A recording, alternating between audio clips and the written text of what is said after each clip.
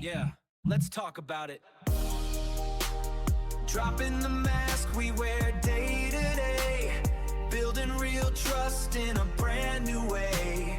For a deeper connection, let's explore on transparent conversations. Stop doing that. Transparent conversations, where every word can open doors. Transparent conversations. Yeah. Let's talk about it. Okay, we can talk about it. Hey, welcome back once again to Transparent Conversations, Elevated Exchanges. I am your host, Calvin, or CPJR. Also, CPJR 300, if you feel me. Welcome back once again to the recording of the Transparent Conversations, Elevate Exchanges podcast, housed on YouTube under Transparent Conversations, also under Substack, Transparent Conversations. This is a space where right now we're talking about progressives or busts, meaning that this next election is very important. And I think I figured out that if we don't start electing progressive candidates on the Democratic side, or even on the Republican side, as long as they be Democrat, because Thomas Massie has been really showing something different this time. I actually thought he was a AIPAC Republican. He's taking no money from AIPAC, and he's proven it now, and you'll see a video on that later. So right now, this whole conversation is going to be mainly about the midterms and the fact that I live in Maryland. And right now in Maryland is the midterms. We've already started. We have early voting happening right now from June 11th to June 18th. And then June 23rd is the actual midterm. So if you're in Maryland, hopefully you've been checking your registration. You are registered. You know where to go on election day on the 23rd. You've checked to make sure to see if you're getting a mail-in ballot. If you've gotten that, you could drop it off at a drop-off point, or you can mail it in. Do that as soon as possible. Then track your ballot, okay? All these are very important because as we see in California, they're already accusing California of cheating with no evidence, of course. So it doesn't really matter how much, we follow the rules, do everything as we're supposed to do. We're still, if they lose the election, they're going to accuse the Democrats of cheating. So just get ready for that. But still, make sure that you have all your I's dotted and T's crossed, because it's going to be very important. I don't think For myself, I think that this election is like existential. Like if we don't get this right, we could become a subsidiary of Israel, or we could be part of the Israel empire, because things, like I said, all these things that are happening now seem to be kind of connected, and they all seem to be coming to a head because we elected a billionaire to the office of the highest land, and it wasn't even a good billionaire. It was the worst one that probably wasn't a billionaire until now. Now he officially is a billionaire because he's grifting like there's nothing that he can't steal. Like I said, most of the past presidents and people who have opinions about these things said he's the most corrupt president ever. So we need to talk about I want to talk about the upcoming elections and what we should be looking up for. I'm not a Democrat, so I can't vote in the Maryland midterms, but I am a progressive independent in a blue state. Now, for Maryland, pretty much whoever wins these upcoming midterms will be the incumbent. We'll get the seat because we have Republicans here, but they're not in the majority. This is a majority. I don't know if it's a majority black state or not. I know PG is a majority black county, but I'm not sure But it is a majority Democratic county. It's a very, very blue. So normally if the Democrat wins the primary, that's going to be the incumbent. Now, with that, we have like two very important elections to think about and to act upon. Remember I said all this is related, right? From what's happening with the billionaires, what's happening with this IPO. Like I really want to do this recording after the SpaceX IPO because our system is cooked. There's no one that recommended buying that stock, right? Based on the S1, the filing for the IPO, there was nobody recommending it. All the numbers were upside down. The PE ratio was off. There's no real money that he could get. Like I've heard that the only way he really can make the amount of money to match the market cap would be to get every last government contract from now to the end of time, meaning that there's not enough money in launching rockets to make $1 trillion. There's not enough money in Starlink to make $1 trillion. And we already know what's the other one? AI is a bubble, right? AI has they're people. The thing about AI, right, is they sold AI as if it was the answer to everything, when actually not having a business plan for AI. Like what was going to be the actual killer app, or what was going to be the pudding, the cream, the thing that was going to really change or allow machines to take over the jobs of people. It's already showing it's going to be very expensive. They never talk about the data center side, where communities are coming against their elected officials, because elected officials, and I'll show that in videos too, they'll show how elected officials have decided that they can do what they want to do, and they can do what they want to do and just make the deals when people didn't know. Like you're waking up, people are waking up in the morning, one morning, and hearing blasting on the next farm or the field over there. That field that far has been empty forever. All of a sudden now they're tractors, bulldozers, knocking down trees and everything else. So we're going to focus on the election. I have a lot of information I want to share with that, and then we'll go into our regular, things about racism in the country, things about ICE, AIPAC, of course, in Israel. The war, I don't really talk about the war. And there's a reason why I don't talk about it, because based on what we've been told, I don't think any of us have a correct understanding of what the Middle East has been about and why it's always been that way. Like, we're getting more and more information as to the relationship with Israel, our relationship with other countries in the Gulf, and why it has never been a peaceful place. But if we really study it, do we really know anything about the Middle East before the hostage crisis? Now, I know that people that do, but I don't.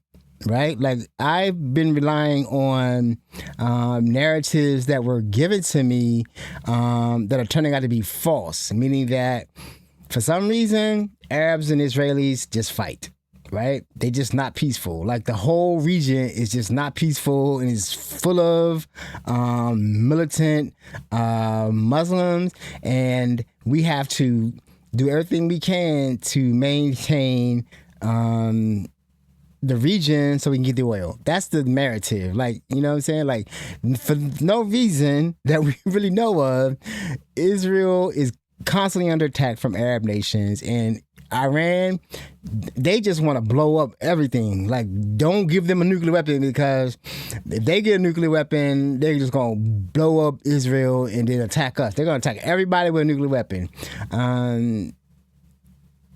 But nobody has fired a nuclear weapon at anyone. The only country that's fired a nuclear weapon at anyone in anger has been the United States. North Korea has nuclear weapons, right? They are very, very xenophobic and hostile and everything like that. But one thing they've never done is shot a nuclear weapon at another country. So the narrative that if Iran gets a nuclear weapon, they're just going to blow up Iran is false. It's false because they haven't done it yet. I'm sure if that was their goal, they could have accomplished it. From what I'm seeing right now, they are very accomplished. They have seem like a very, very high educated population, and develop a nuclear weapon could have been accomplished. A dirty one. If that's all they want to do, that could have been done. Now, what does that do for the people? And I know that a lot of people say that, Iran is a militant and all this kind of stuff, and the government is very repressive. Of course it is, right? Because they have to have. Of course it is. I'm gonna say this. I'm not gonna go in too much into it. I don't believe in repressive governments. I don't like. But Iran was an oppressive government prior to the Shah and the hostage crisis. And then it was just replaced with another repressive government. Now, before that, Iran was also a very cosmopolitan government, and it was cosmopolitan government, and it was what I want to say, like modern before the Shah, but the Shah was also repressive. So I think I messed up. Yeah. Oh, the light is blue today. It's gonna be blue for a while. I'm not doing any more green lights. So if you know, you know.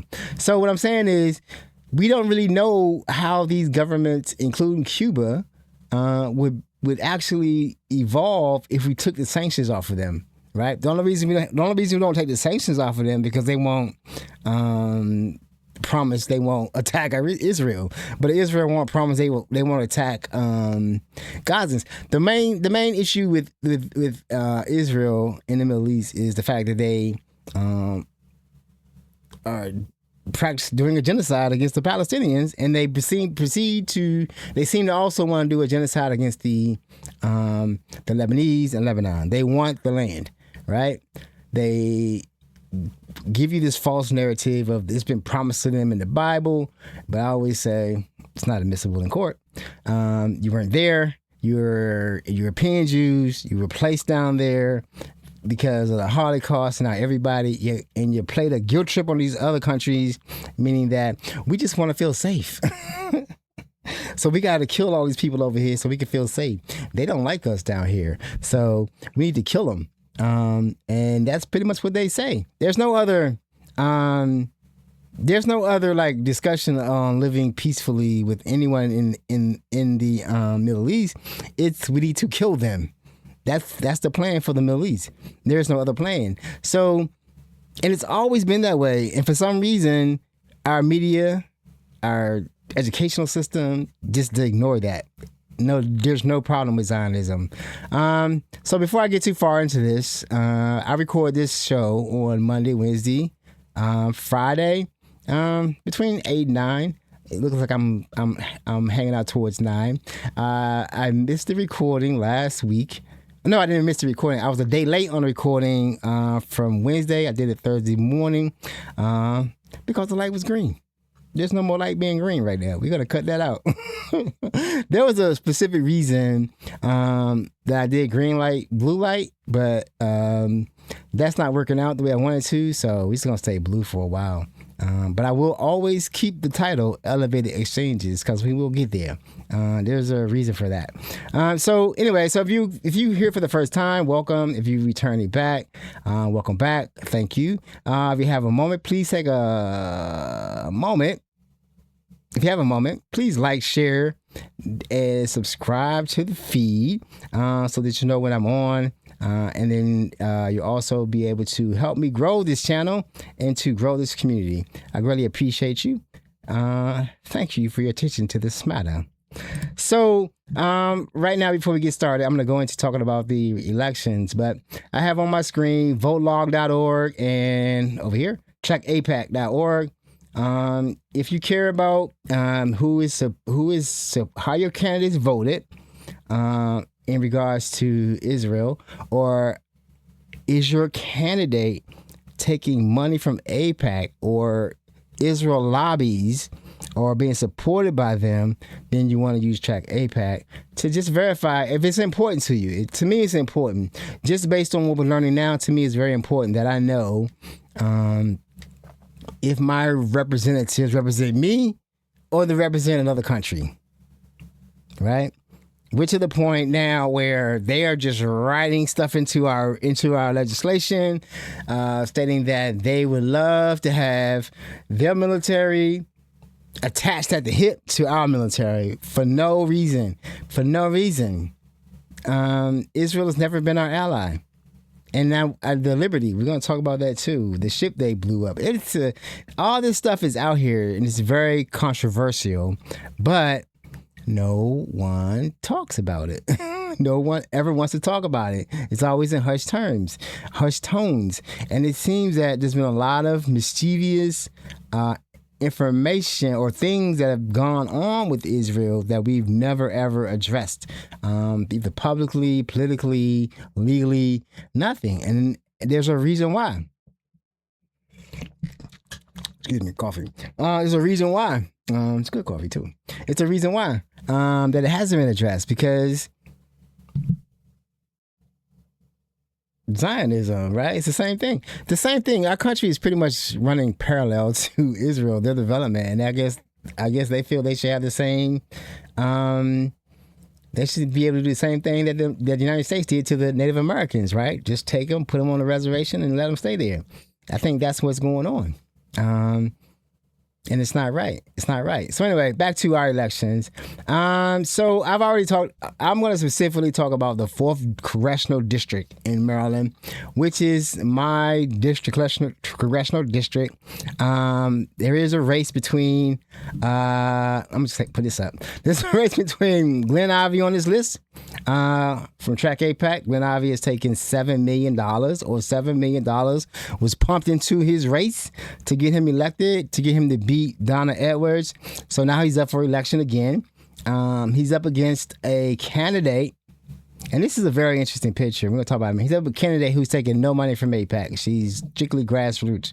So there's a problem, right? Like, I vowed not to vote for another AIPAC candidate, and unfortunately, that's going to be hard. I don't see a way. I don't see a way for the Democrats to win if we exclude every candidate that's taking money from AIPAC.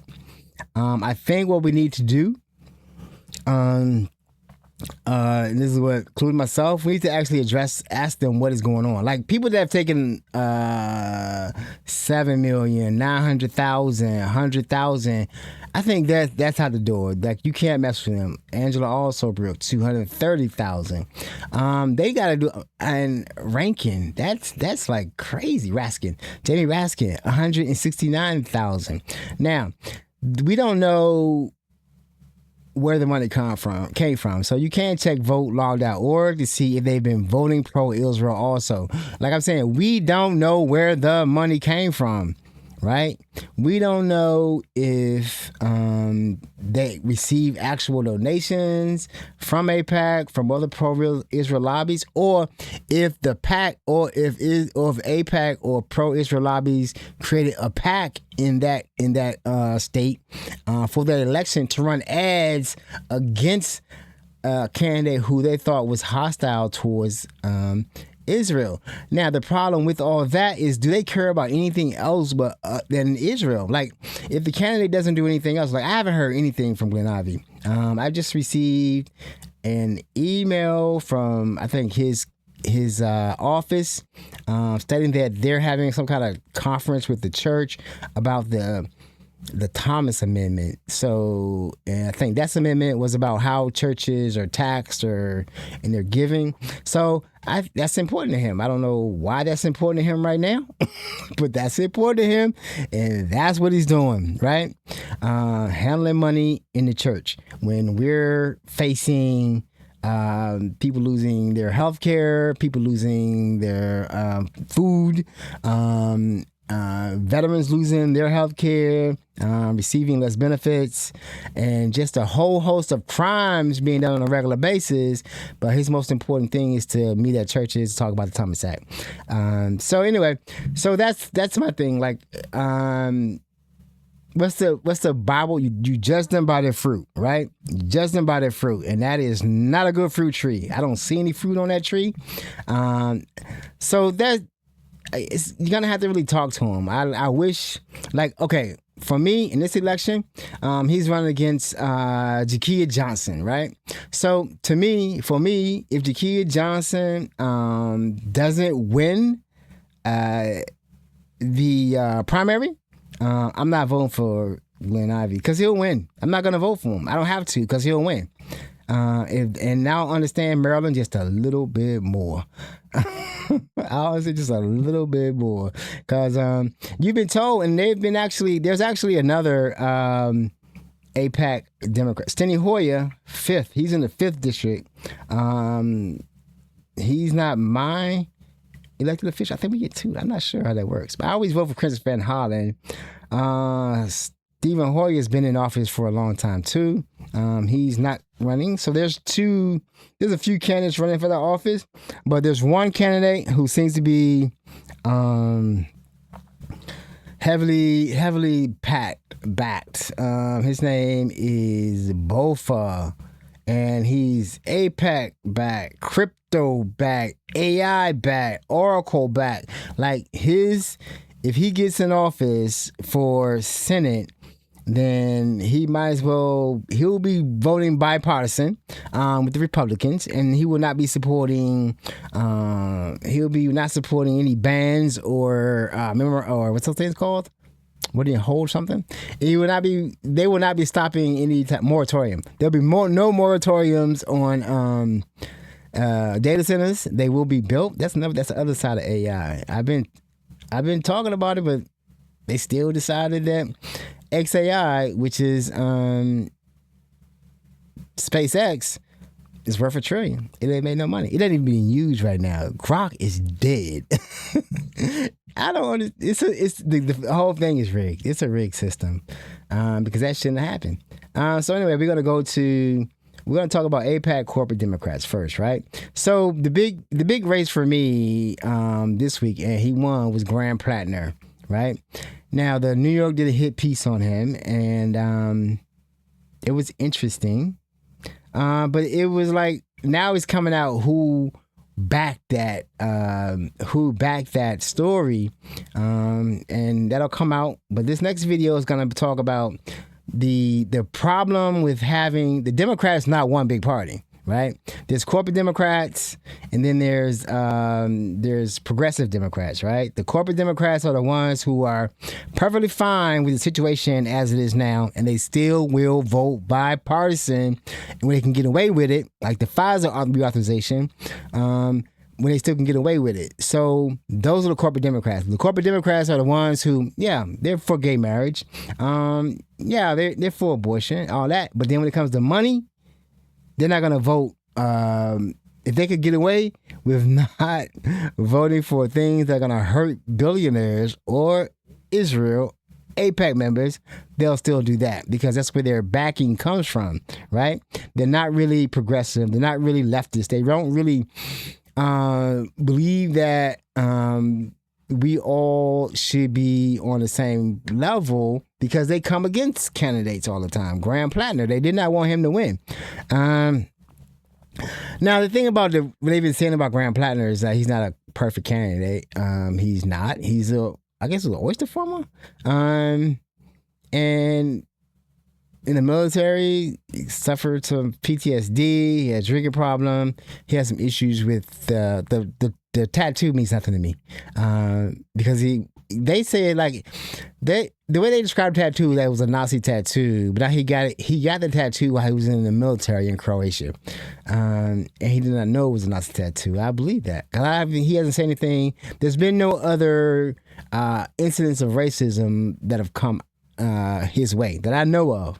Right now, the New York piece, I did read it, and I was looking for the smoking gun. Like, what's making him worse than any other dumb dude out here doing dumb stuff with an alcohol problem, right? There was no crime, and then one of the women were upset. So I'm gonna play this first video just to show that even the Democrats are against Democrats most of the time when they don't behave a certain way. And this happened with Bernie when he won the he won the primary, but he didn't win the primary at the same time. Here is a clip where Biden's former press office chief of staff is carrying on this tradition, I guess. This is a last gasp in trying to derail progressives from running in these general elections. Lost the plot on authenticity. I think Graham Platner is cosplaying working class. He wears it like a Halloween costume, and that has been placed on him by the same people who have run a lot of progressive candidates across the nation. In this pursuit of getting to know the everyman, we keep picking these people who I think show the worst parts of society. If I am to believe that Graham Platner can relate to everyday Americans, and that means I am to believe that everyday Americans are okay with Nazi tattoos because they get them accidentally when they're drunk, or because they served in the military, they have very regressive views on race and on gender. I just cannot accept the fact that to gain the working class, we have to dress up people who show the lowest of our values. You're projecting. I mean, honestly, there's nothing about his platform there, and that's why he's resonating, not because he wears a flannel shirt. I mean, this is how she thinks about voters. Look what she said. His platform. Hold on. She said there's nothing about his platform. That woman who attacked Graham Platner on CNN or whatever one of dumb shows, she was a black young lady, for those who can't see the video.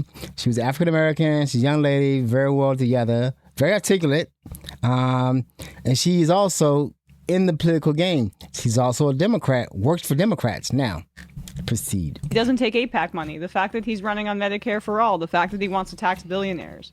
That's what's operational here, not the cut of his jib and the way his voice sounds. It helps, but it's such a cynical way to view voters, and it should not shock you that she's a Democratic consultant. I was looking this up before the show. She has her own consulting firm, and it's called Podium Strategies, and she is on air, and this should be a disclosure. If you're a Democratic consultant and you're talking about a campaign like Platner or Abdul al-Sayed's, it should be said that your whole your pocketbook is under threat with campaigns like this. The success of campaigns that are reliant on canvassing and door knocking and in-person voter outreach is a direct threat to her pocketbook. So what she was basically saying there is basically this person is someone who supports candidates that handle PAC money, right? They're not gonna be out here asking voters, because the attack that she put on Graham Platner, she wasn't anything about policies, right? He's a phony working man, and he's flawed, and he shouldn't be representing Democrats. It's a shame that we would elect someone like that. But nothing about his actual policies. The fact that nothing about he's not taking a penny from AIPAC, because they all do. Not all of them do. I played the video last week. It's the more Republicans do than Democrats, but there's a problem in the Democratic Party also. But then there's a problem. They did the same thing to Madami, Zoran Madami, and they still are, to the point where the people of New York, the people that live in New York City that voted him into office love him. But then the people that don't are established Democrats and Israel Lobby, AIPAC, those people. But they don't mad at him because of his policies. Well, maybe some of the landlords are, because they got to pay and can't just keep people living in squalor.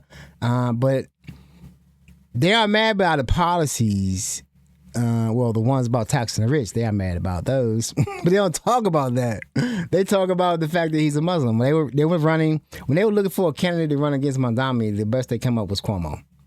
And that's a shame. Now, he's a AIPAC corporate Democrat, period. I mean, so that's the problem we have right now, right? That's why I'm saying that to me, there's an AIPAC party, Democrat party, Republican party, and we're having a hard time telling who's actually in the Democrat party because they've been hiding for so long. And then we have to find out who's real and who's not. So here's another, this next video is going to be about the election in Maryland. I'm sorry, I'm in Maryland, so I got to play videos about Maryland because it's important that we get this Steny Hoyer race correctly. It's for Senate. And the candidate that's getting all the money is a corporate AIPAC Democrat. Welcome Welcome to another vent session. Apparently, these super PACs cannot stop spending money. They have a lot of money. They should be donating to something else. But here we have UDP, aka AIPAC, who is spending another $1.2 something million to put on ads because, you know, we need more ads. We need more ads telling us that Adrian Boafo was endorsed by Angela, Steny, and Wes. I don't care. I don't think people in this district, we want to know who's going to fight for us in freaking Washington. We want to know who is going to tackle the affordability crisis. The sad part is I think this is harming him more than it is helping him because they will not stop. And people are getting annoyed. I know I'm annoyed. Yesterday, I posted about the crypto pack on Threads and the fact that they are spending $59,000 on mailers because you know what? My mailbox needs more mail, apparently. I am tired of getting flyers and mailers and letters from all these candidates. I'm not even gonna lie. Y'all are making me sick. But here we have the crypto people that spent $3.3 million so far, and they probably will spend more next week. Maybe even tomorrow, who knows? So we're talking all in all, we're talking about over $6 million that has been spent on a singular race for one candidate. I get that they're mad because they feel like they probably need to counter the attack ads that Quincy has put on against Adrian. This is one of the mailers I received yesterday. I mean, the fact that they used this picture. The crazy thing is that if I felt like Adrian was winning, I would say so. But with all these ads, I still don't feel it. I don't feel it at all. I cannot wait until June 23rd. I am beyond livid at this race. Anyways, I'm voting for Harry Dunn because I'm tired of this bullshit. I support Harry Dunn too. But I can't. I'm not in that district, so Van Hall is mine. So yeah, it's gonna be up to you guys to make sure you're knowledgeable. I'm gonna pronounce that name over and over again. Boafo. Yeah, Adrian Boafo. Boafa. That is the corporate Democrat, and that is the one that you should be wary of if you want to have real representation in Washington, D.C. And this is, like I said, one of the most existential, important races of your life. And we have like one more time to get it right. Here's one more video from Maryland, progressive Maryland, talking about the same issue of this PAC money and who is getting the money. That's gonna be the most important thing that we have to make sure of going forward. We have to make sure that we know where the money's coming from, because a lot of these PACs, they'll have a name like Democracy Watch or Democracy Guard, and that'll be AIPAC putting money against the other candidate. They don't care about what the candidates stand for in this state, like what the candidate wants to do in this state. They could care less. Only thing they care about is how you're going to vote when it comes to weapons and money and military integration as it pertains to Israel. That's it. That's their number one priority. All right, so I'm going to play this progressive Maryland. In Maryland, in these deep blue districts like the 5th, let's also be clear, the primary is the election. And I've not run the numbers myself, but I'm pretty convinced if you actually did an analysis of this money in Maryland politics, you're going to see it's mostly in the primaries. Because that's where they weigh in, because people know that whoever wins the primary in the 5th district, the Democratic Party is going to become the congressman. We knew some money would come in here to this race, but $5 million. And where did that $5 million come from? It came from 3 directions.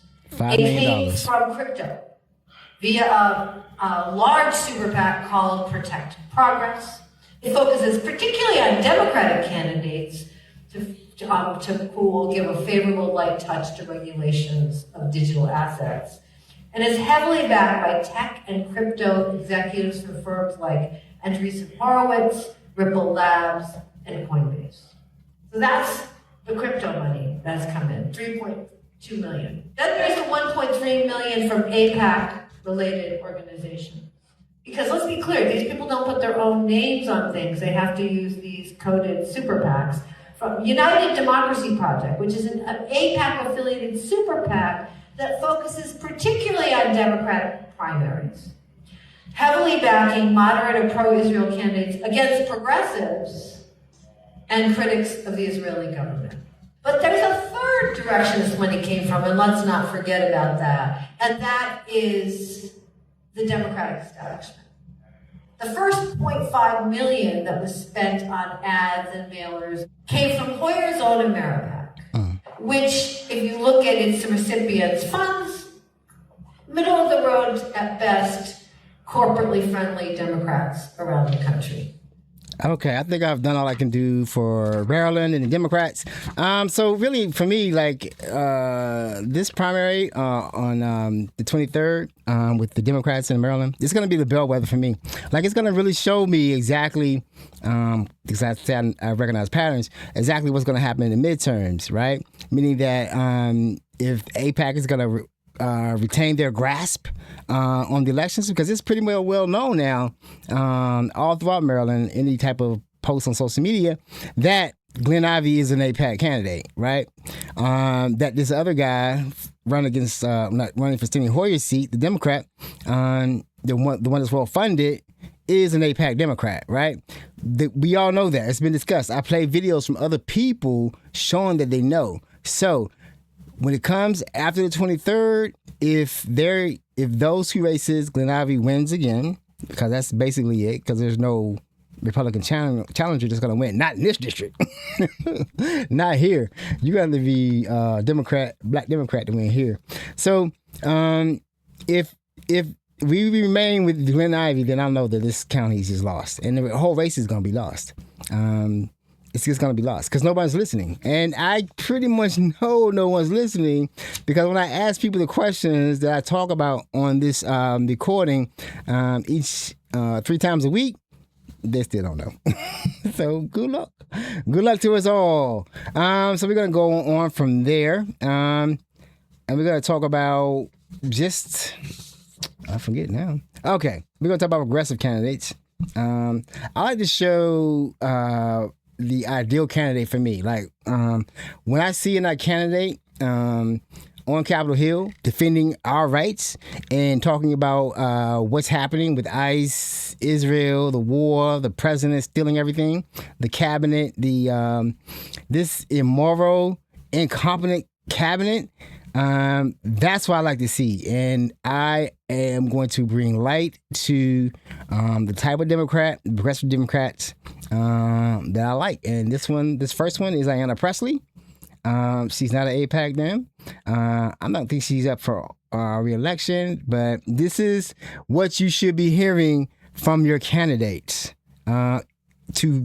especially with everything that's coming up.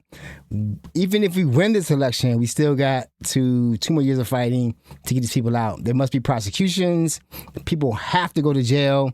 People must be sued. Money has to be clawed back. And only the most progressive candidates are going to be up for the fight. I don't have time for you to filibuster. Just answer the question. This should be an easy answer. Do you think children should endure vomiting after eating, drinking contaminated water, and waiting days for medical attention while they are detained at Dilley? Yes or no? They're detained because their parents have... I'll take that as a yes, that you're okay with that. Their parents... That you want to be complicit in the abuse, facilities. negligence, and trauma of our children. Moving on, dozens of families and children like Suzej, a 9-year-old girl detained at Dilley, have reported the cruel and inhumane conditions of this facility. We have 9-year-olds having to advocate for themselves.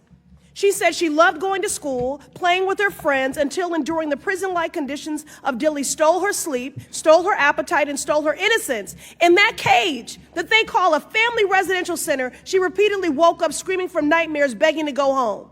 She left Dilley changed forever, fearful, withdrawn, burdened with trauma that was never hers to carry. That is the human cost of Republicans' harmful policy choices. And if you're not working actively to close Dilley and address the systemic harm taking place in all these facilities, you are complicit in child abuse, period. And the evidence is clear. This administration is imprisoning thousands of children for weeks and months in unsafe conditions, denying them due process and inflicting lasting trauma. This is a blatant violation of basic human rights and our constitutional values. So when you see Representative Ayanna Pressley, advocating for children in Dilley, right? Children that are locked up illegally and then morally, not getting food, screaming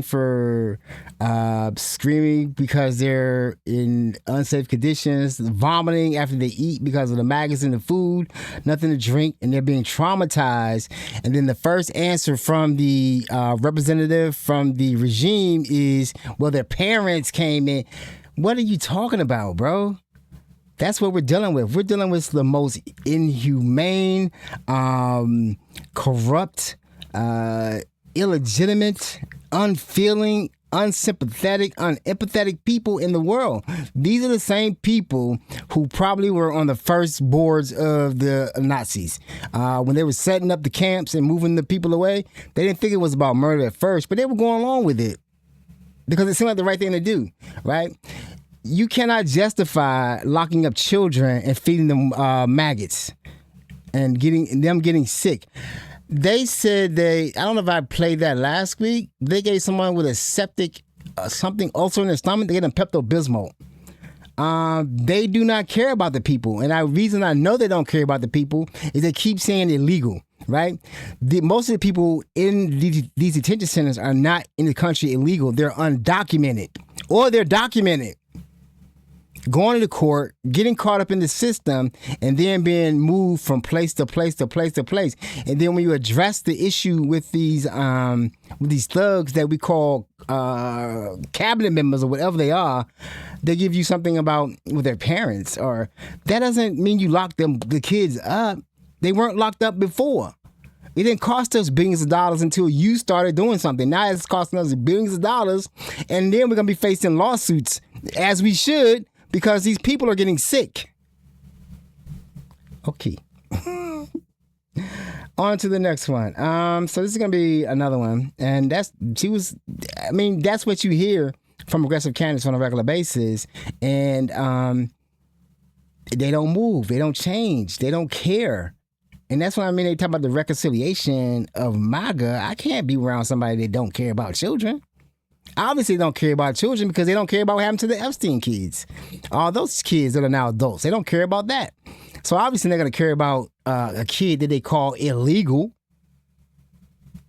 All right, we're going to hear Representative Jaya Paul, one of my favorites. Of course, now she's talking about the weapons being used in Israel illegally. My amendment would prevent the sale, license, or transfer of white phosphorus munitions to Israel to end U.S. complicity in an especially horrific form of destruction. White phosphorus is an incredibly dangerous chemical when used on the battlefield.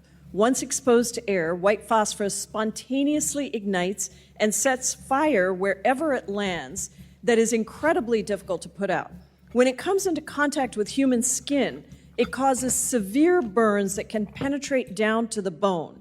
And even if burn tissue is medically removed, wounds can reignite when bandages are removed and the phosphorus is re-exposed to oxygen. The chemical is often absorbed into the bloodstream, poisoning internal organs. A recent investigation by the New York Times found that white phosphorus has been used by Israel as recently as May 30th in several highly populated cities across Lebanon, including over a city of roughly 40,000 people. And instead of ground bursts, videos of these attacks show white phosphorus projectiles being detonated in the air, leading to indiscriminate harm on civilians and civilian infrastructure. Mind you, this is weeks into a so-called cessation of hostilities and just a day after Israeli and Lebanese military officials met at the Pentagon, where Israel committed that it had no hostile intent towards Lebanon. This is not a new occurrence. Israel's use of white phosphorus has been under scrutiny by the international community for decades. Backlash was so severe in 2013, the Israeli government stated that they would no longer use white phosphorus in populated areas except under extreme circumstances. But that backlash has subsided, and with the U.S. government continuing to send an unconditional flow of arms to Israel, it should be no surprise that the IDF feels emboldened to walk back on this commitment. The United States must make clear to the government of Israel that if they continue to conduct unilateral strikes that prevent us from securing a ceasefire, there will be consequences. Prohibiting the sale of white phosphorus is the first step in asserting our leverage and demonstrating that the United States truly has a commitment to ending this war. I urge my colleagues to vote yes, and I yield back. So the United States of America is selling white phosphorus to Israel, and Israel is using white phosphorus against Israel and against Gaza, the Palestinians against the Lebanese. Now we've all seen pictures. If you care to, you have seen pictures of evidence of Israel using white phosphorus in Gaza and Lebanon. And they deny it, but the white smoke, you see it. And you know white phosphorus is like, is it a Geneva? Is it against the Geneva? I know it burns. I've seen it in movies, right? You've seen it in movies, especially like when we were soldiers. The white phosphorus gets into your skin and it burns, and you can't get it out. It just burns. It doesn't need, all it needs is oxygen to burn. So it just burns the skin. It's very painful. And the fact that they're using it is just like incredible.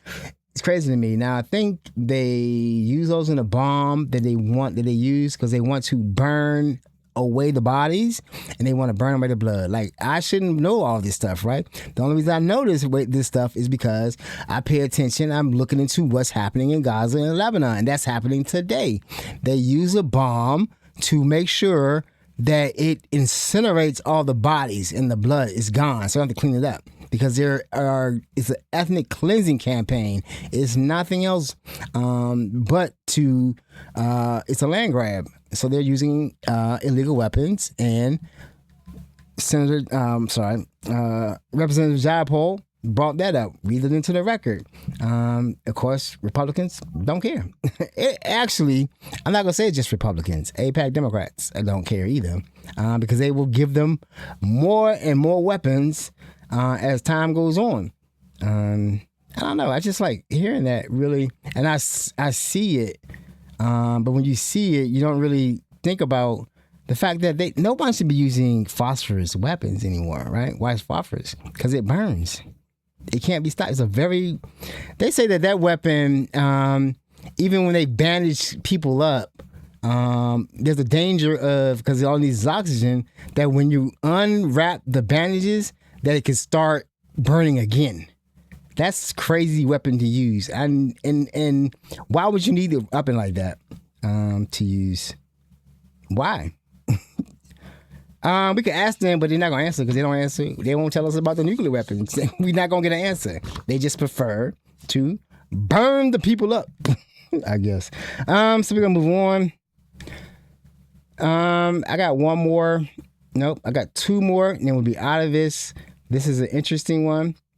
I'm usually at this time I start messing up, getting the wrong ones. I got it right here.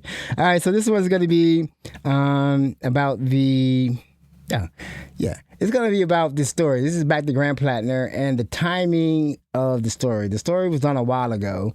It probably should never been released because it was a hit job, right? It wasn't, because I was listening for the it's New York Times again too.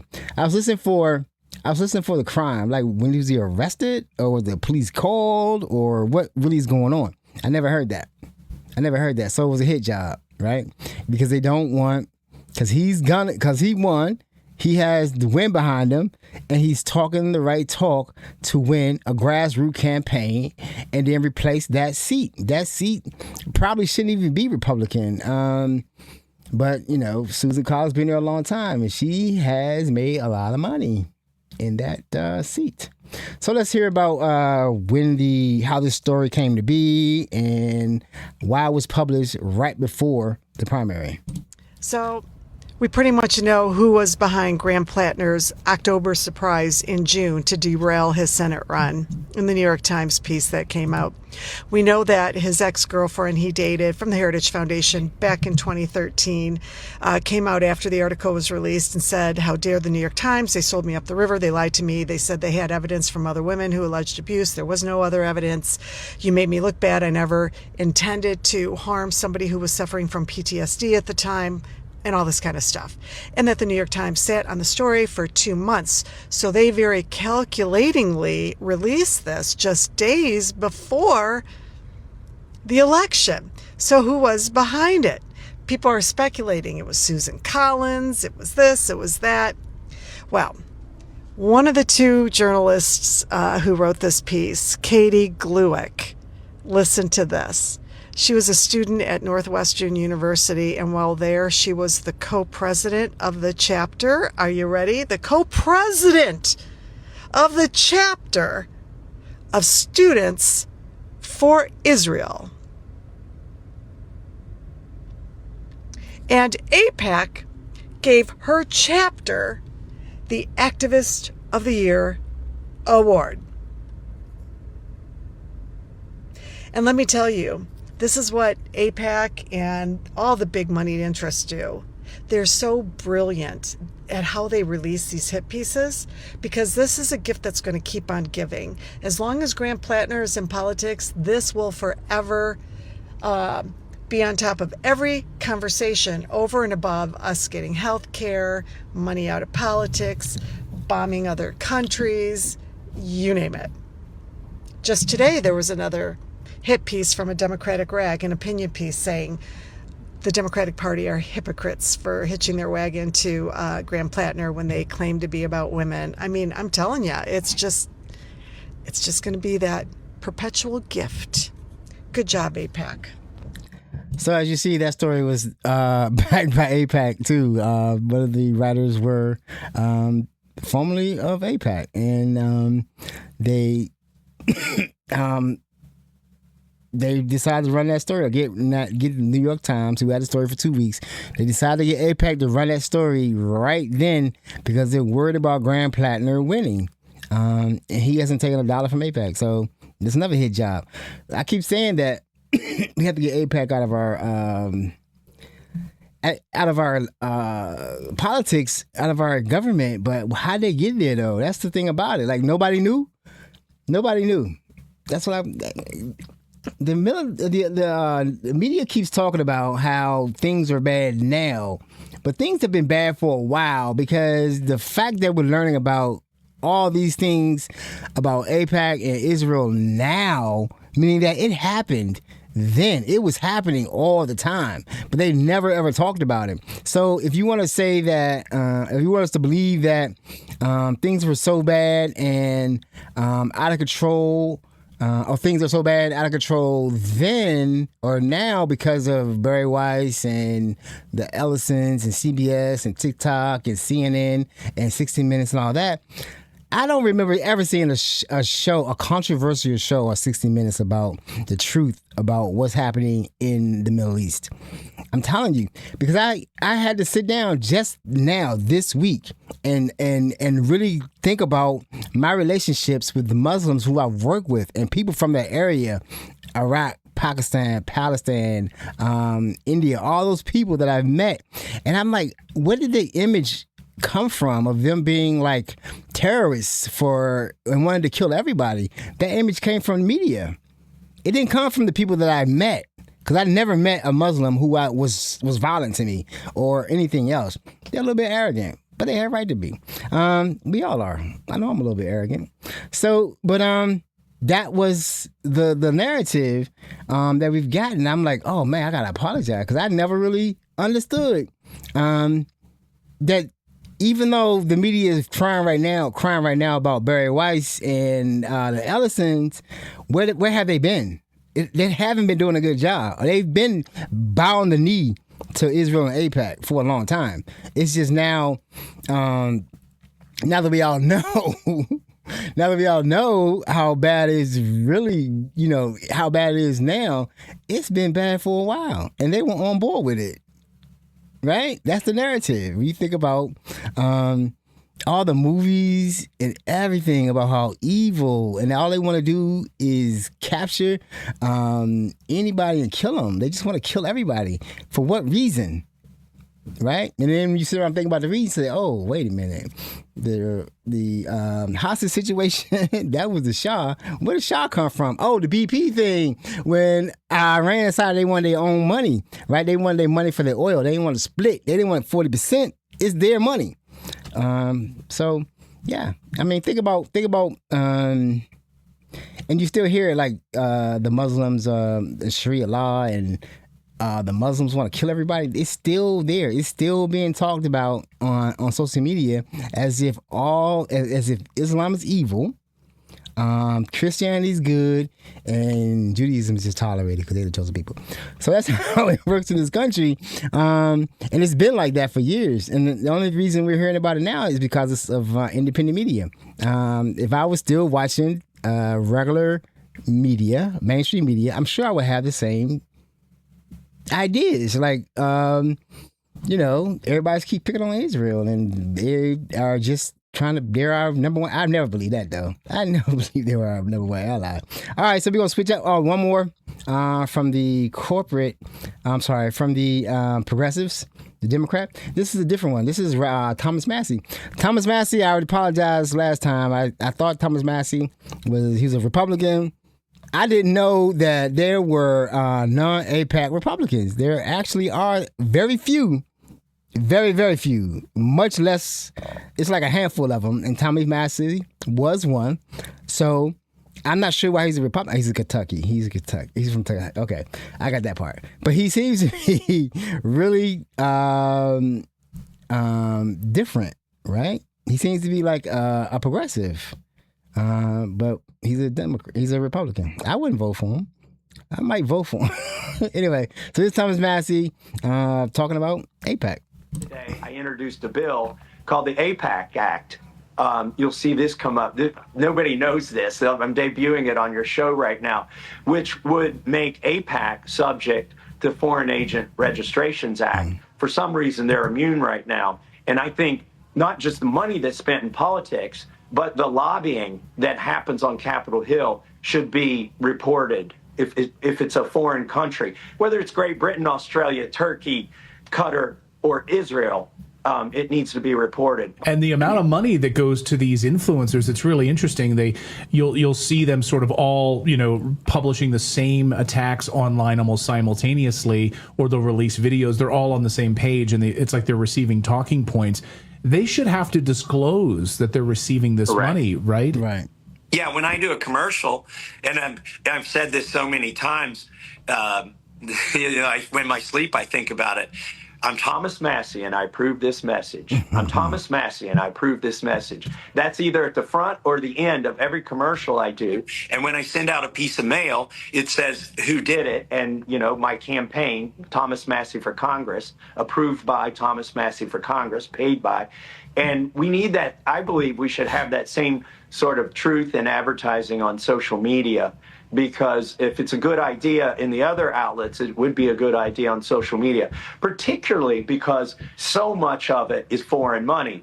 I remember all of these complaints about election interference, fraudulent elections, and the Russians being involved, and who else being involved. But really, the elections are being influenced online. So that was Thomas Massey, again, being different. He is sponsoring a bill. The AIPAC is not labeled a foreign agent, right? Because, I seen this controversial video one time. They was talking about, they were pointing out all the people that work in the White House, and a lot of them were Jewish. There's a lot of control over the government. And I don't particularly like saying that, because I don't think it's Judaism isn't the problem. The problem is Zionism. The fact that they are very racist and very xenophobic. When it comes to Israel. Now, this country, I don't have a problem with people. I don't have a problem with people being who they are. But I have a problem with people doing things they shouldn't be doing to other people. I don't like it, and I don't support it. When I see it's wrong, it's wrong. And the way they talk about Palestinians is wild. Jerry Seinfeld is a Zionist. I was going to play that video. I'm saying, nah, he's a Zionist, but he's an old rich white dude. As far as I know, he's going to support Israel because he don't really care. What does it make? That's what I'm saying. He's liberal. He's liberal. He's not progressive. He's not leftist. He's like, look, y'all can do what y'all want. He's libertarian. Do what y'all want. Don't mess with Israel. And don't mess with my money. That's what he is. That's what a lot of people in Hollywood are. I don't think he even really knows what's happening over there, to be honest with you, or cares, because he really don't have to. So Thomas Massey's interesting. They spent the most money they ever had to spend to get him out of his to get him out of his primary. He lost his primary because they spent a lot of money against him. So he knew it was coming, but he stayed steady. He could have reversed that, but he didn't. That's a progressive candidate. That's a Republican. I don't like Republicans. It's kind of weird. It's in a weird place for me. So we're gonna move on from there. This next one, I'm gonna show you a video, and I want you to. It's from Instagram, so follow this guy, because he's talking from the front lines. He's been going to the Delaney detention center in New Jersey, the one that's notorious at this point. It's gonna be like Auschwitz when it comes open.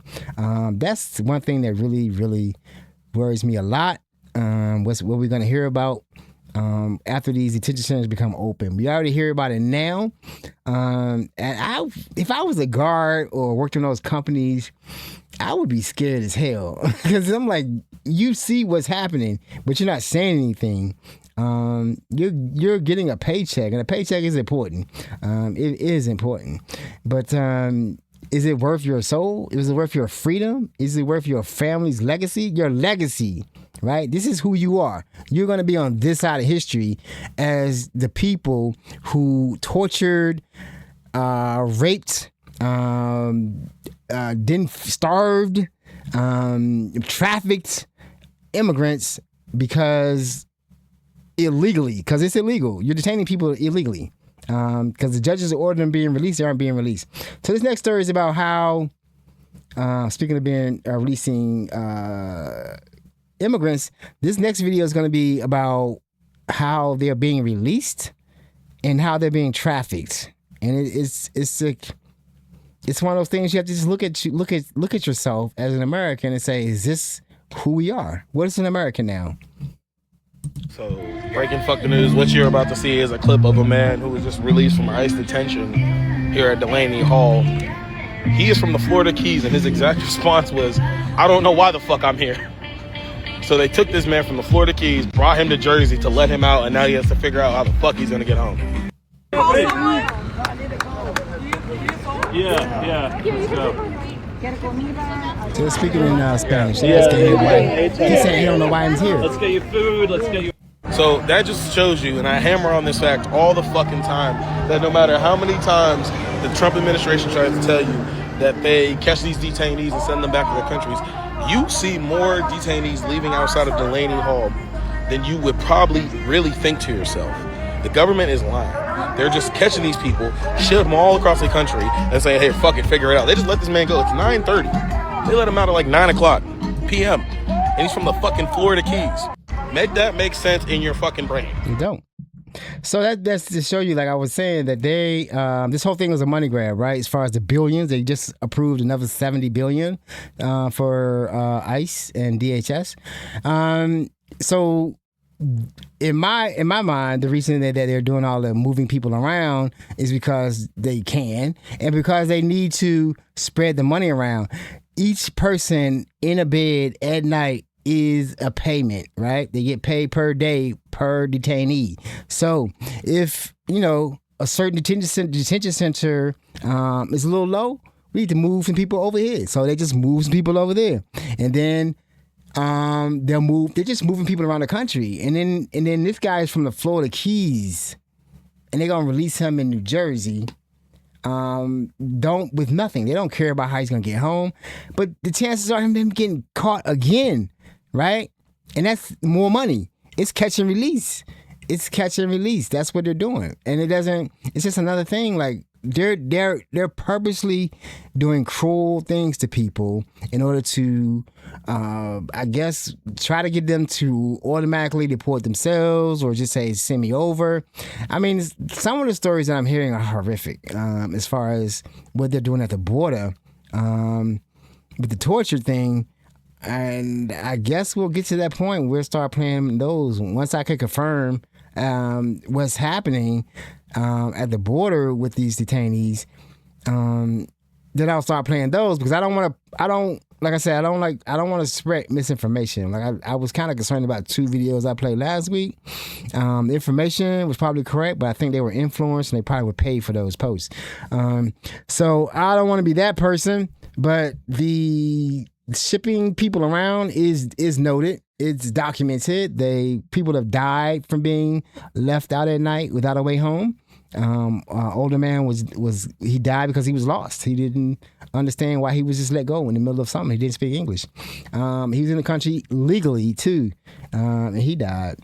So, follow him. He's actually very good on Instagram, but he's actually like on the front lines, and his reports are true. So if you want to keep up with what's happening at Delaney, because Delaney's a mess, and follow him, I recommend.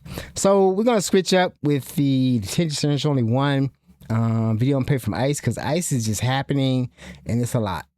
It's a lot for me. So if I look at these all day, right, it do affect me, right? I do sometimes get very depressed, because it's like impossible to think about what's happening on a daily basis to the people in detention centers, to think about what's happening to people in Lebanon, Iranians who are getting bombed, our troops who are sitting out in the middle of the Gulf for nothing, in danger, our troops that are in bases in the middle, in the Gulf, being bombed because of the actions of this country. I don't blame Iran for nothing. For the actions of this country, us being led by a madman who made a deal with a madman who's been trying to get this thing done for years, but he finally found the useful idiot that he needed. And that's and this is not going to end tomorrow, and there's no guarantee that's going to end after the midterms, or it's going to get better after the midterms. It may get worse if the Democrats can't get it together. It may be worse, because Democrats are fighting Democrats. The corporate Democrats are fighting the Democrats. They don't like Mandami. I can't think of one reason other than you just Islamophobic, or you just don't like Muslims, or you don't like people that's going to fight for the people. Why you don't like Mandami? That man has answered every question correctly that he's gotten so far. And people like him in New York, and that's a hard thing to do. But you will make enemies in New York, and he's definitely making those, especially Israel. So we're gonna switch gears. I have to go into Israel AIPAC, what's happening over there. Actually, what's happening over here. Let's do some history, because they talk about it now more than anything else. Thomas Massey brought it up. He wants to talk about and investigate what happened to Liberty a long time ago. The Liberty was a ship in the Gulf that Israel attacked, one of our ships, and it's all mysterious as to what happened. USS Liberty Survivor says Israel didn't just attack us, but that LBJ gave the stand-down order and set them up to start a war with Egypt. Check it out. We were set up, as you well know. LBJ sent us there alone. We asked for destroyer escorts, and we were denied it twice. And they wanted us to sink on that's behalf an of image Israel. on the screen. 34 killed, 174 wounded. But help didn't even come to us for 17 hours. That must have been a lonely 17 hours. Dark, but we knew planes were on the way to help us, and that was the last message that came to us. Help is on the way. And we sat 17 hours. And they called back planes twice, right? Yeah. Up to America and the circle. So the man was saying that you probably didn't hear it. They had some of them on the screen. The man was 174 killed, 34 wounded. They think LBJ set them up, and because they asked for a destroyer escort, which they denied, they were sent out there, and Israel started shooting at them because they thought the U.S. battleship was a Egyptian battleship, and they started firing at it. And this was 1967. I was born in 66. That's how far this stuff go back, right? And I didn't know about this. I think I heard about it in hushed tones, but I never really I never really got the full story, but now I got the full story, and I'm like, that's crazy. Let's hear about some more. American dollars are being That's not it. Uh-oh, did I mess up? I think I did. I think I messed up. Yep, I did. I have a second video of that. I have to bring it back because I think I put the wrong video. I'm always going to mess up one time, it seems like. I'm going to mess up one time. Israelis claimed they were being shelled by the sea. Well, that would have to be a warship, and the only warship out there was the USS Liberty. The truth of the matter is the explosions were captured ammunition that the Israelis were blowing up. Captured Egyptian ammunition, not shell fire from the sea. And excuse me, the El Qasir, the so-called warship they claim they mistook us for, World War I Egyptian horse carrier, which had not been to sea for 20 years, was waiting to be cut up for scrap. So this is a gentleman, he was a sailor at the time on the ship, and we're hearing from the men. So I could feel his frustration, the gentleman before in the previous video, about how they've known this since 1967 when they were attacked. He was saying that the Israelis said they were an Egyptian warship, but the ship was an Egyptian World War I horse carrier. They couldn't detect that was a United States Navy, that was a supply ship or an oiler, but it doesn't look like a horse ship. I don't know what a horse ship would look like. So they've been walking around with this for years. They were attacked. They weren't rescued. It took 17 hours in the Gulf for them to get relief. The United States to send a relief ship to rescue them. Now, I can understand that you really, and no retaliation, Israel didn't receive any type of, they've never received any type of correction for anything they've done, I don't think. I mean, all the settlers are still in land in the West Bank. They say it's illegal, but no one's doing anything about it. Nothing. This is a weird relationship with Israel. I don't know what it is. I wish somebody would tell me, but those are the two. That's another thing that was brought up in Congress, in the Senate, by Thomas Massey. He's on it. We're going to hear more about it. I haven't heard anything else about 224 in Ro Khanna. I know it got out of committee, and it is definitely on the House side. I'm sorry, going to be voted on in the full House. That is treason. And y'all heard about? Did y'all hear about the? There's some kind of war deal.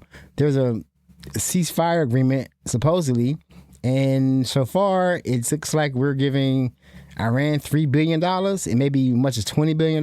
The first installment maybe $3 billion, but we're giving them money.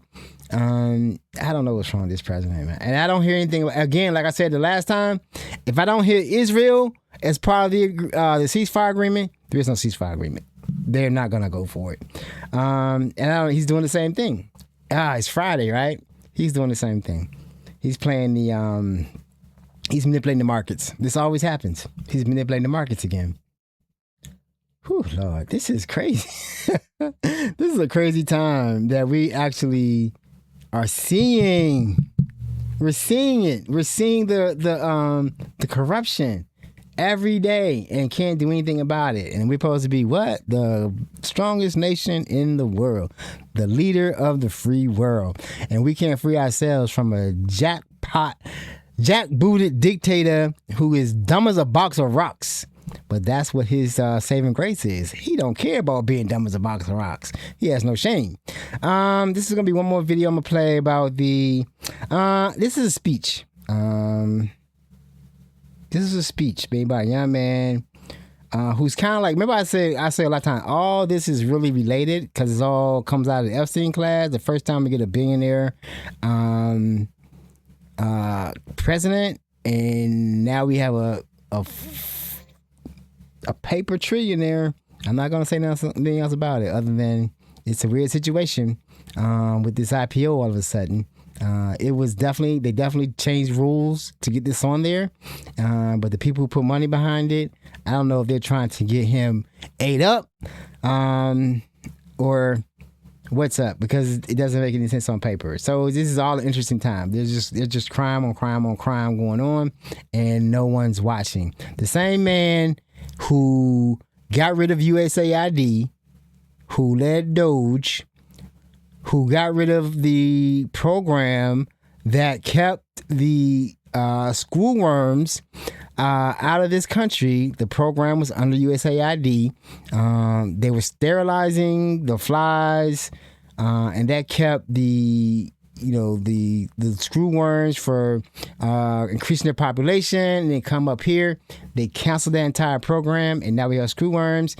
That same man who hired a crew to go into the Social Security Administration with a server and steal all the data, cut programs because they didn't like it. Said sterilizing flies. That's crazy. Why would we need to do that? Cut the program, and then stole all our data. He's now a trillionaire in this country. Yeah, that happened. You gotta laugh at it, right? Because that's crazy. So I like the way this young man, he ties it all together. It's a speech that he made, not the Congress. I think it's his state where he was making his speech. It's a very good speech. Everything is tied up together. When you think about law enforcement, you should be thinking about IDF, right? The Israeli Defense Force. You should be thinking about that because a lot of our police forces go over there for training. I remember specifically when the DC police went over there. I forget about the chief. His name was the fat black one, the light-skinned one. He went over there for training, and then he came back. Oh, it was great. And that's when, if you know anything about DC, they used to ride around with the lights on. The lights at the top on all the time, flashing, because that's what they do in Israel. That's what he brought back from Israel, from his trip to be trained with the IDF to, I guess, combat battle zone, because it was a battle zone back then. So yeah, that's where they got that from, riding around with the lights on all the time. I think they stopped it though. But that used to be really crazy though. Not that I was ever in DC doing anything wrong, had to worry about police. All right, let's hear this speech. American dollars are being used to disappear people. This is not a faraway issue. It is happening here in Cincinnati. Yasser Hich is a 50-year-old Palestinian man, a husband, a father with no criminal record. Originally here on a green card, he was living in Cincinnati when ICE kidnapped him at home in front of his children. They have held him in detention at Butler County for almost a year. At this time, however, his location is unknown, and all attempts by his family and community to locate him are met with silence. Even if he has been deported, there is no indication where he would be sent. Because of the intertwining of Zionism in our government, Palestine isn't even an option. Throughout his detention, his family has waited for a process to take place that will finally allow them to see their husband and father again. But the process they've been waiting on is not one guided by morality or justice. It is fueled by racism and hatred. When it captures someone, they don't care what kind of threat this person presents, they just care what they can get away with. We've seen this already with Laka Cordia, a Palestinian held for more than a year despite court orders demanding her release. With Mahmoud Khalil, a Palestinian green card holder, taken, held, and transferred without communication to his wife and lawyer. With Kilmar Abrego Garcia, who was illegally deported to Sikot, the El Salvadoran mega prison riddled with human rights abuses and our government's refusal to bring him back. The same people watching genocide and apartheid take place in their homeland are under threat of our terrorist forces here, kidnapping them in this home. Everything we've allowed and funded abroad is merely a sign of what is to come for us all. We've watched hate crimes take place and then watched the same happen on this very doorstep. We saw a woman murdered in her car in Minneapolis, and we see a car stopped in the West Bank by the IDF, shooting through the windshield, killing a 7-month-old baby, whose mother is now in critical condition from the same bullet that pierced the hand of her husband and the head of her son. 73% of ICE detainees have no criminal record, but these are people caged up, malnourished, mistreated, and missing. People pulled from their loved ones and then wiped from our databases. We cannot continue fueling the growth of this violence, and we cannot continue staying silent. The next move for all of you should be calling and finding out where Yasser has been taken. Does anybody's office want to talk about this? Find out where this man's taken. Who wants to meet? So he had a good speech. He drew it all together. So he was basically talking about in Cincinnati, Ohio, a man was taken from a Palestinian, legally documented immigrant, was taken. They don't know where he is. They know he can't go back to Palestine because Israel's not going to take him back to Palestine. So they don't know where he is. He's been gone for a while. And then they talked about the people that it happened here. Like they capture anyone they capture from the Middle East who have a problem going back. They want to send the Iraqis, the Iraqis and the Afghanistan that helped in the wars in those countries. They want to send them back. And they can't go back. They'll be killed by the Taliban, or I'm not sure about Iraq though. Iraq is not a safe place, but I don't know about Iraq. But yeah, sending back to Afghan, the Taliban's going to get them. But the fact that they are trying to do that shows the criminality. And he tied it to the IDF. Again, we know that IDF, or you should know that IDF is within ICE. They have pictures of IDF soldiers and their tattoos, and they are in ICE uniforms, faces covered. So the face covering is not just to show who they are, it's also not to show that IDF is working in DHS. And they're using the same tactics that they use over there against the Gazans. That's how this stuff is all tied up, right? It's all related. I don't even know why why did our police decide to go to Israel for training? I don't even know how that happened. I'm going to have to look that up. I'm going to talk about that next time. How that happened and why it's there, because it doesn't make any sense, right? Like, nobody should be training with the IDF. The IDF is the most deadly force ever. And they don't care. They kill children. And why do we send our military or our police force over there to train with them when all they know is kill? That could be part of the problem. It's all tied up. That's going to be it, I think. Yeah, that's it for Israel and AIPAC. It's the same. I have to.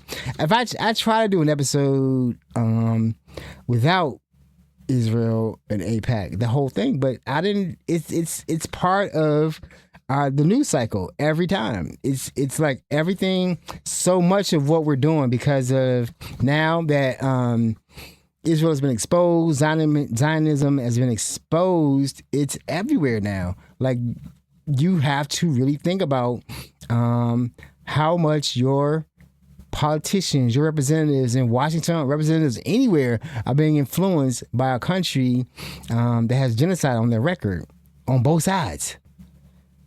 It's just a weird time, right? The time makes no sense to me when I try to figure out and sit down like, how did this happen? But let's go to the United States. I got one thing I'm going to play here, and that's going to be it. I've been sitting here over an hour. Don't know why. The light's blue. That's why. I can talk a lot. Okay. So here we go. Oh, no, we got data center too. So this happened in America now. We have to watch out. Us as black people, we're under the thumb. Witnesses say the family was gathered outside for a reunion Sunday night when a car drove by. A white man who witnesses say was Jeffrey Tyler Kinzer was inside the car yelling racial slurs at the group. And he's talking junk and he started yelling the N-word. He kept going, so we let him go. And we were just discussing what just happened, why he tripping. But Green says Kinzer came back, this time wearing armor and carrying a rifle.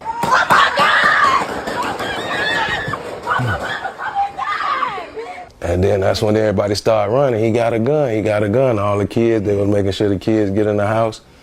And people started taking positions because they seen he had a gun. And I was in the middle of the street. That's when he raised it and fired. Boom. And I grabbed my gun and started returning fire and moving with him. Green says he's a Marine veteran. He says he was willing to defend his family, including children and older adults who were present. It was so hurtful. I cried all night. I'm laying outside on the ground through a shootout under a car with my other auntie, my other sister, who is 77, and I'm 62. The investigation is ongoing. Officials say more charges are expected to come.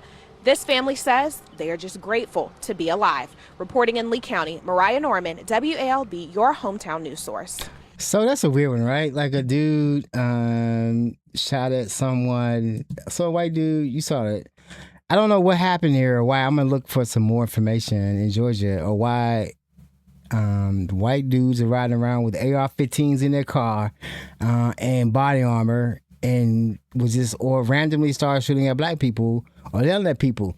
Lucky that one of their people there was a Marine or ex-Marine. He had his dog tags out, so he was ready.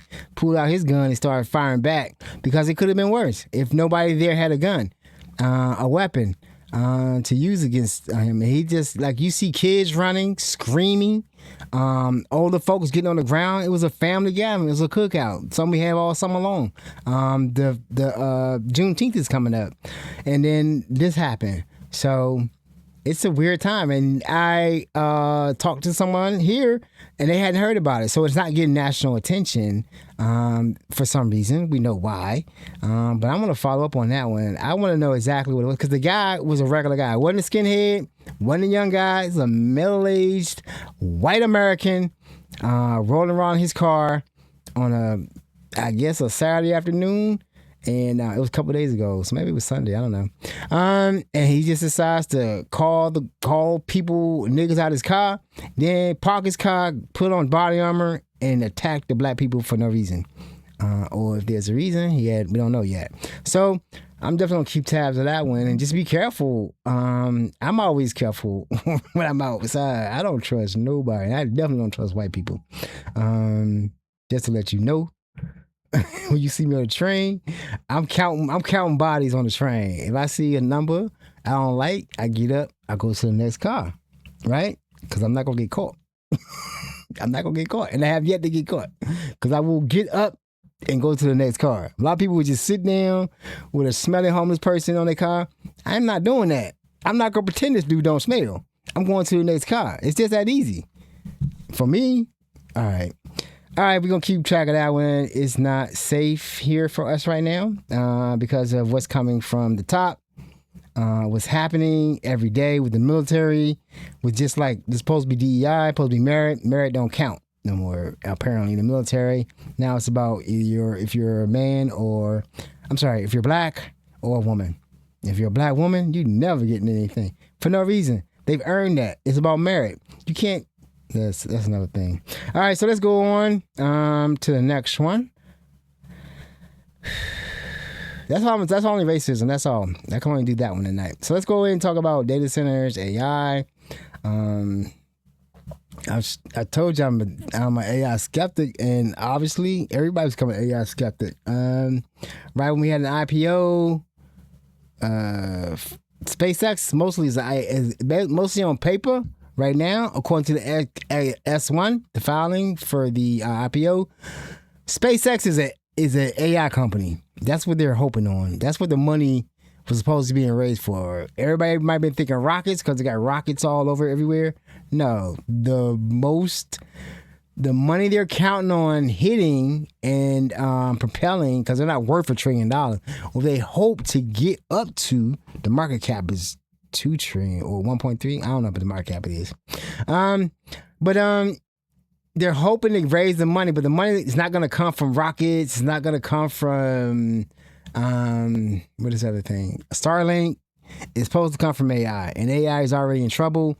Just today, the other two companies that plan an IPO this year, OpenAI and Claude, they both they're cutting their prices. Like, they are showing no profit, and many companies are becoming very, very sticker shy because they're seeing the token prices go up because it's been discounted for so long, and now they need to show once they go public, they got to start showing profit, and in order to do cutting the price, not going to do it. They're hoping they're just like drug addicts, right? They'll give you a little bit free, get you hooked, and then they're gonna raise the price. That's the plan.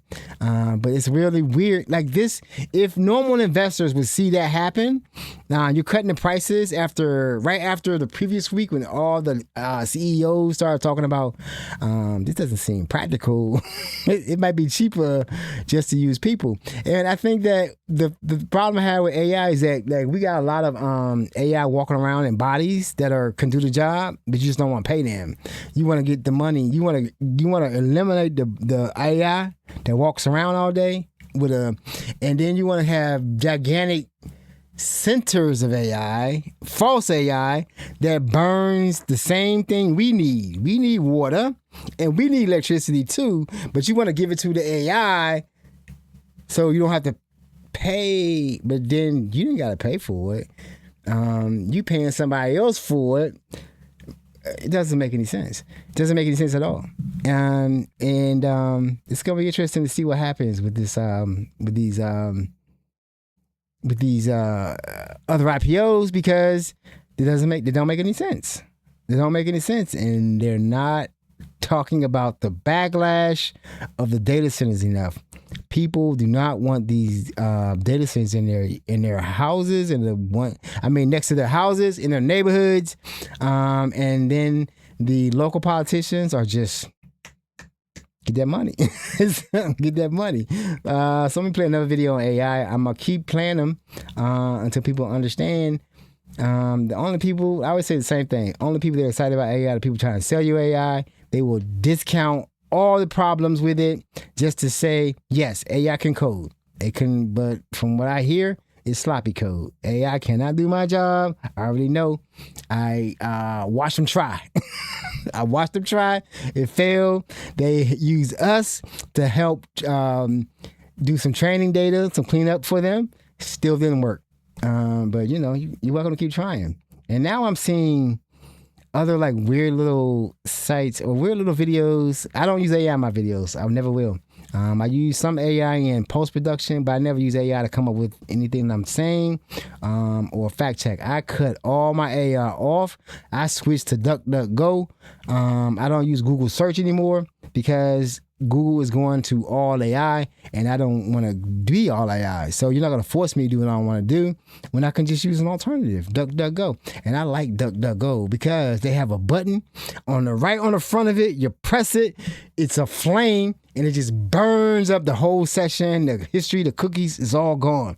So can't track you. Hey. That's really good. So you know what? I would have never known that if Google didn't decide to do that. So thank you to show me how to have you not track me.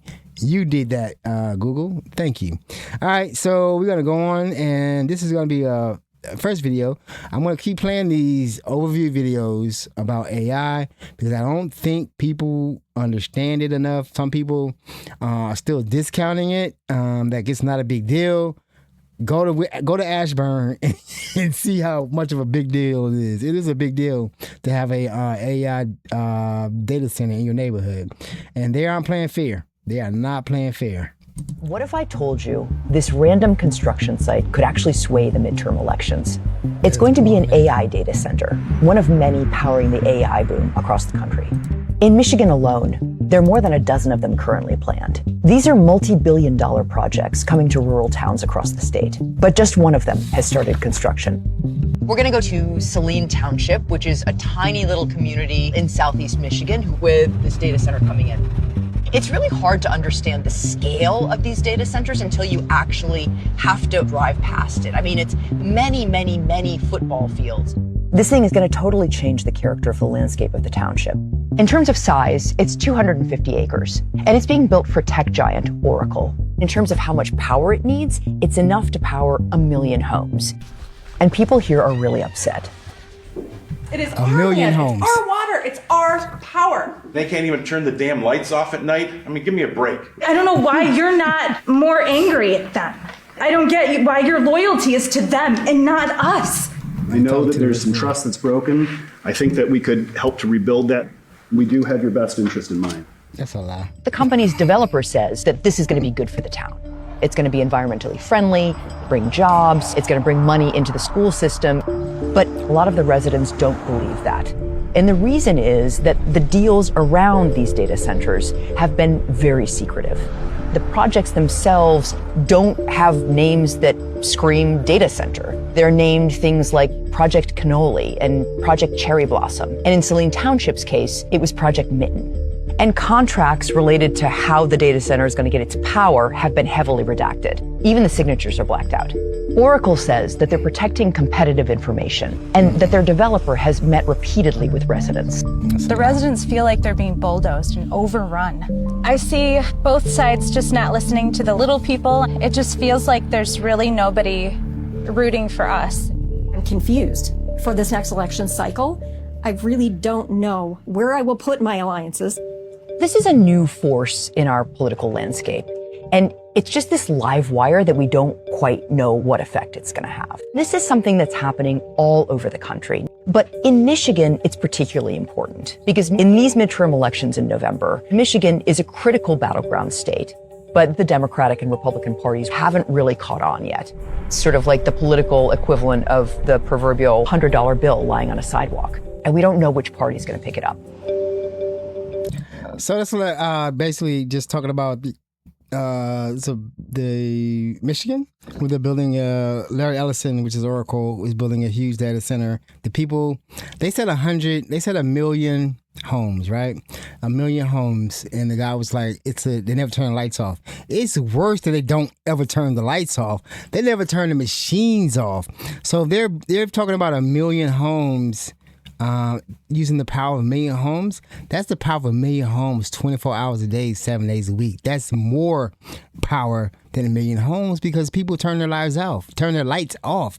No, these machines draw power from the moment they're powered up to the moment they're powered down. They stay on. The only time they go off is when there's a problem with that cage. When I say cage, because they're in cage, if they're using cage, or with that unit, if they have to replace a GPU in that unit, that's the only time it gets powered down. And chances are, not even then, because they probably are hot swappable, meaning that they don't have to be powered down. I'm thinking about it. They probably are hot swappable. So they never stops draining electricity. That's 1 million homes, 24 hours a day, 7 days a week. And they're not paying for... if they need new transmission lines, they don't pay for that, right? You pay for that. It's built in. If they need to, it's built into the most licensing or agreements with the power generator, the companies like Pepco, things like that. That there's a fund that they charge the existing customers if they need to make improvements or add to the network or the grid, that you'll pay for it. So they're getting, even that's getting subsidized. And then the ones that are going with fossil fuels, burning diesel generators or gas turbines, that's all in the air. That's greenhouse gases in the air. And I already showed a video on the physics of data centers and how engineering doesn't work out. The numbers don't work out, and it's like dropping 32 atomic bombs on the ground every day because the heat is not used or it doesn't just disappear. Like it goes into the atmosphere, so everything around a data center heats up.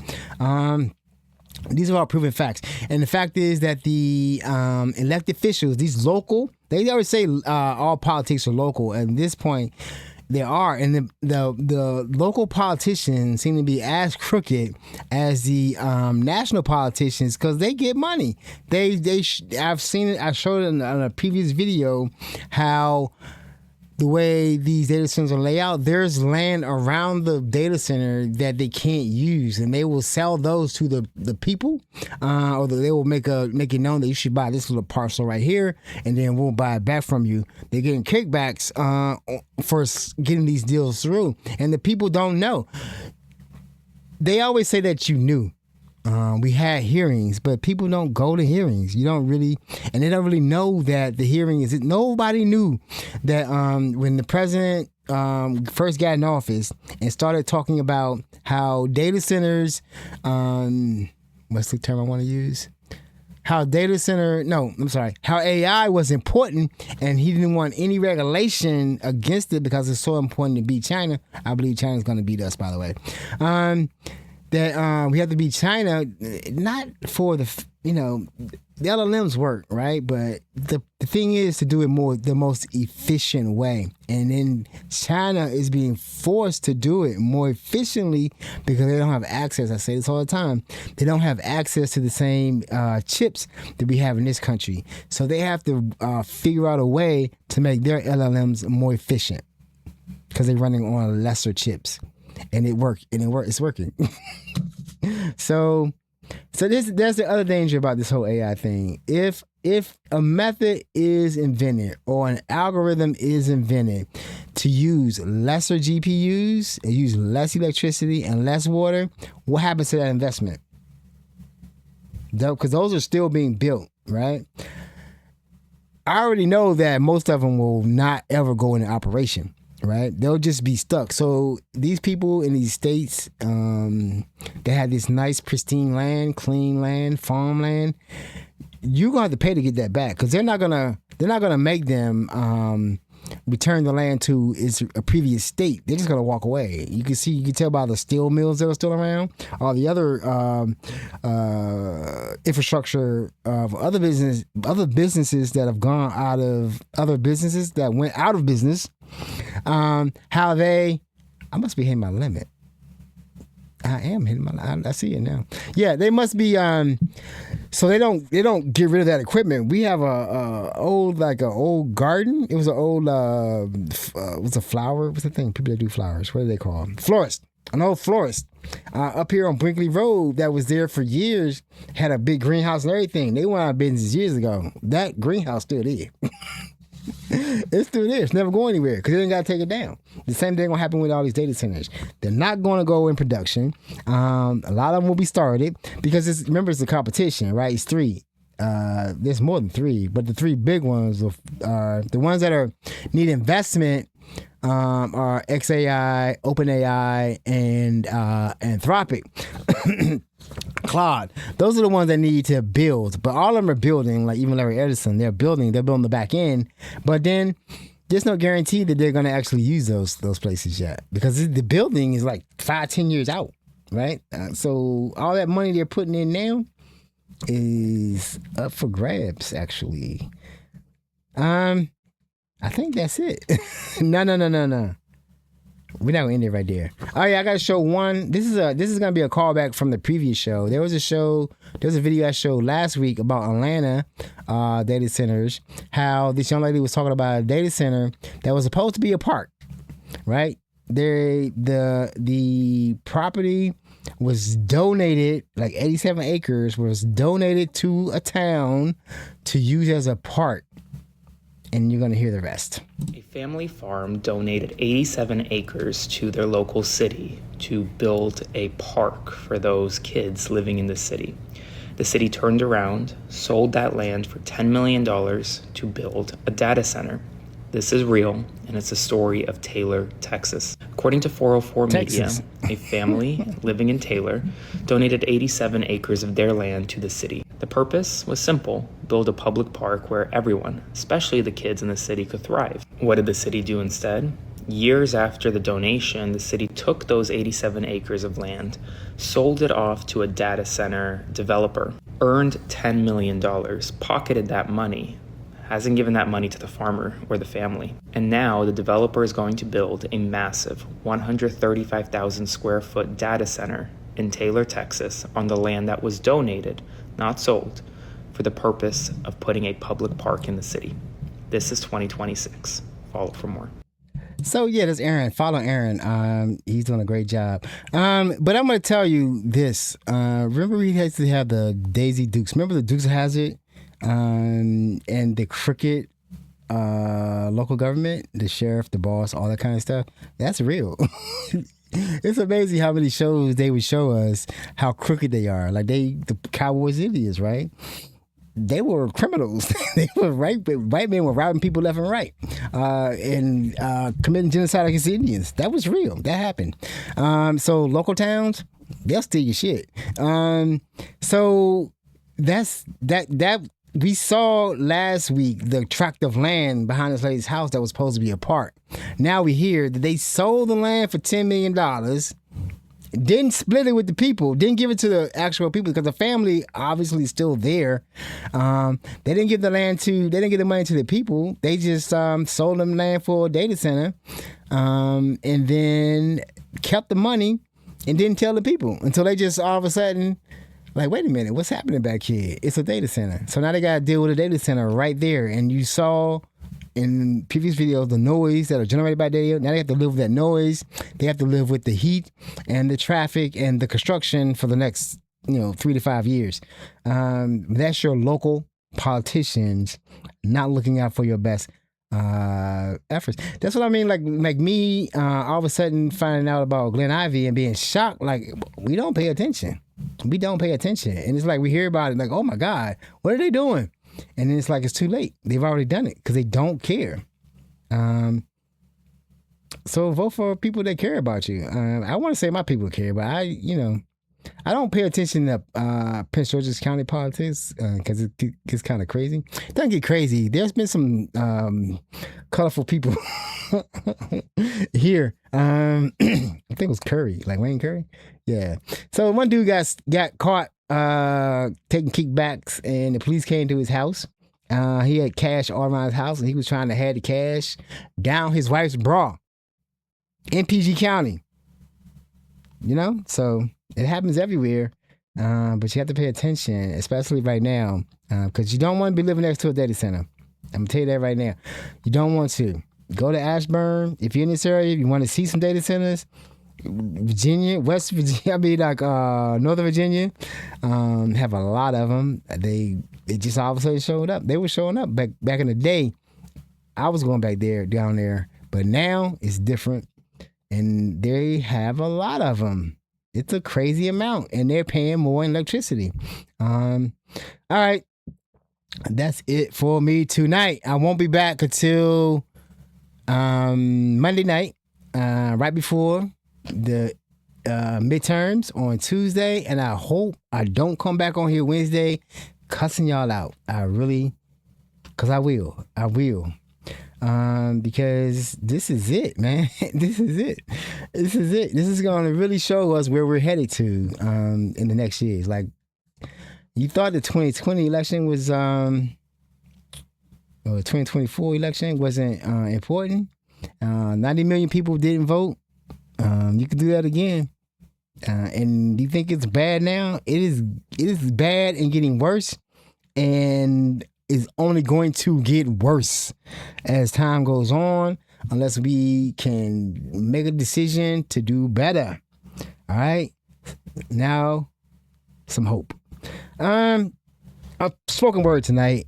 So I was looking for some spoken word to play. I kind of think about why I play spoken word, or why I like to show poems, spoken word, and then why they're so emotional, because that's who I am on a regular time. Like, I don't want to be talking about politics. I want to be talking about this poem we're getting ready to listen to, right? So when I listen to it, I get to feel those feelings of angst and love and all that kind of stuff. Because that's what I want to feel. I don't want to be feeling dread and loss of hope and danger and fear all the time. Like, when I sit here looking at these videos, so this gives me a little reprieve to get back into my emotions, right? And sometimes my emotions tend to go dark.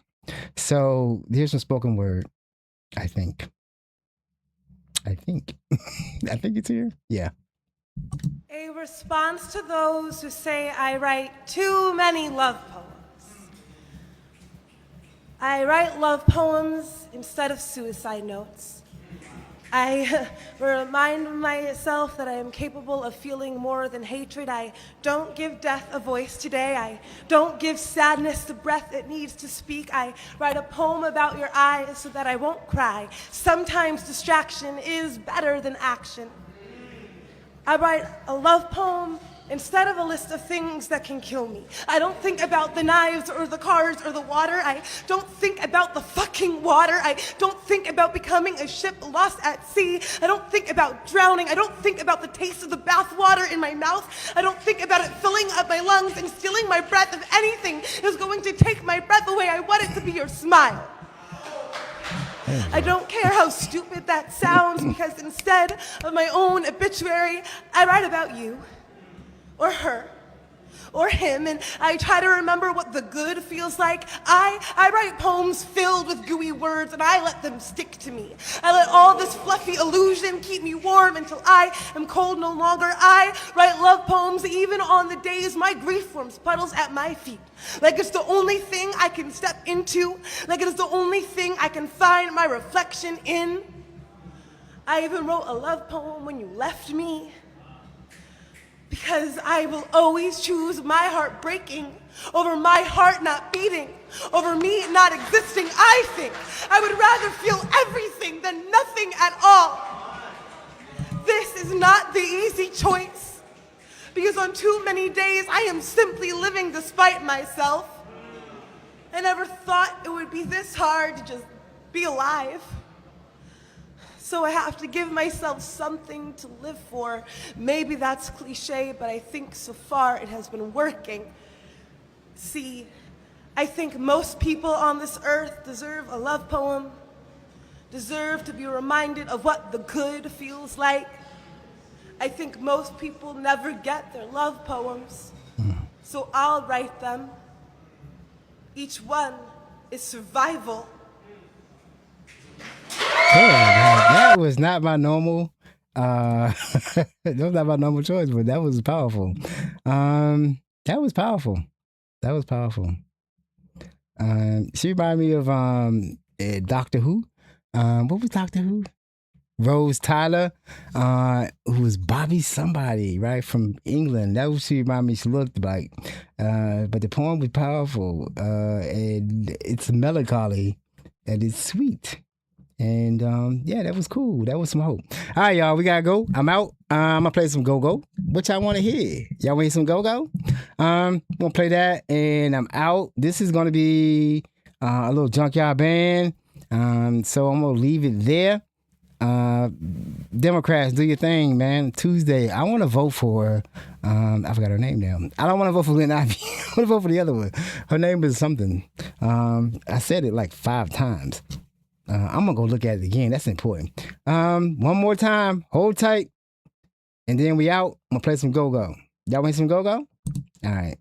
So her name is Jakia Johnson. Right there. No money from AIPAC.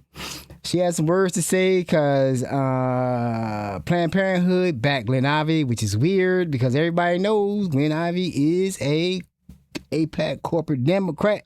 So it's kind of weird. He probably AIPAC probably gave some money to them. They don't know where it came from, so they going back him. All right. So see y'all on I will see y'all on what day? Monday. Get ready to vote. You vote early. All that good stuff. Seek peace. Pursue it. That's the only thing I got in the Bible for you. I got some other things too, but that's the most important one because that's on you to do something. All right? Peace.